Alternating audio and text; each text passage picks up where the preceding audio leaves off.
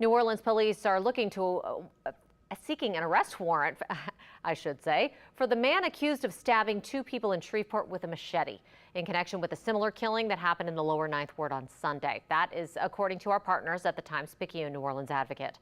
27-year-old Zaokoye Chatman is now in the Shreveport City Jail facing attempted second-degree murder and other charges. According to police, Monday, he attacked his mother and another hospital employee with a long knife at Oxnard LSU Health.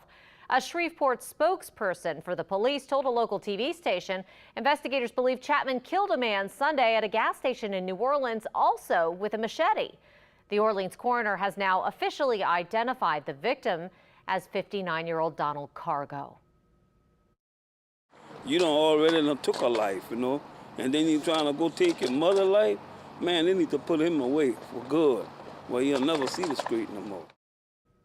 Chatman allegedly confessed to fatally attacking Cargo with a machete. The warrant here accuses Chatman of one count of second-degree murder.